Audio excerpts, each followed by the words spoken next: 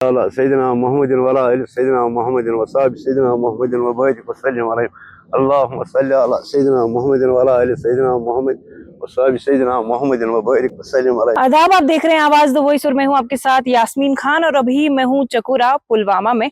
पुलवामा का इंटीरियर का इलाका है और अभी हाल ही में जो 111 प्राइम मिनिस्टर की मन की बात प्रोग्राम ठीक उनके प्राइम मिनिस्टर बनने के बाद उन्होंने किया, तो उसमें उन्होंने कश्मीर का जिक्र किया और कश्मीर के पुलवामा में रहने वाले एक शख्स जिनका नाम है अब्दुल रशीद मीर। स्नो पीज की पहली खेप लंदन भेजी गई। चकुरा गांव के अब्दुल राशिद मीर जी इसके लिए सबसे पहले आगे आए। उन्होंने गांव के अन्य किसानों की जमीन को एक साथ मिलाकर स्नो पीज उगाने का काम शुरू किया और देखते ही देखते स्नो पीज कश्मीर से लंदन तक पहुंचने लगी। आज हमारे साथ बात करने के लिए है अब्दुल रशीद मीर, जिनका नाम मन की बात प्रोग्राम में लिया गया। पहले तो आपको मुबारकबाद कि प्राइम मिनिस्टर ने आपका नाम लिया है। तो हमारे नाजरीन को बताए कि इतना क्या मतलब आपने खास किया है कि प्राइम मिनिस्टर ने खुद अपने शो में आपका नाम लिया। आपका बहुत बहुत शुक्रिया, आपने यहाँ तकलीफ दी है, बहुत दूर से आए हैं।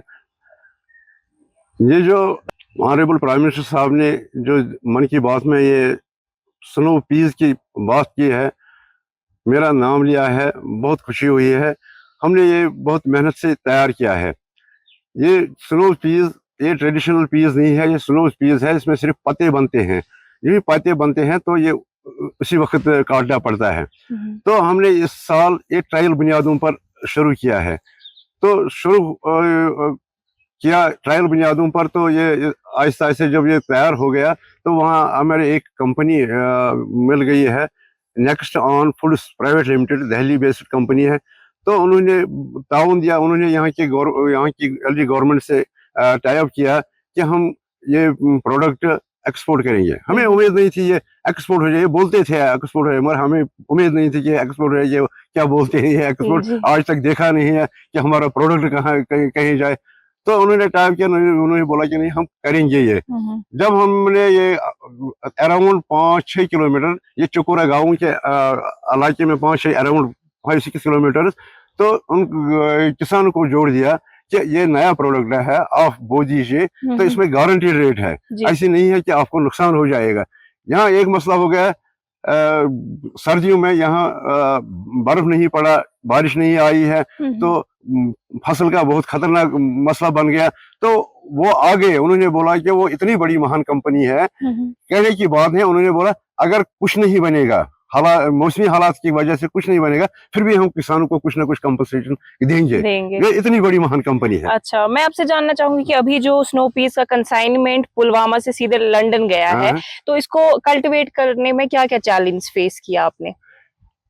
ये जो हमने जब ये बोया, ये अक्टूबर नवंबर में ये बोते हैं।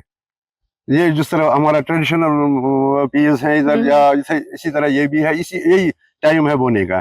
तो सोने का टाइम है यही एंडिंग मार्च अप्रैल, इसी के साथ ही। तो इसमें इस साल मुश्किलात हो गए मौसमी हालातों की वजह से।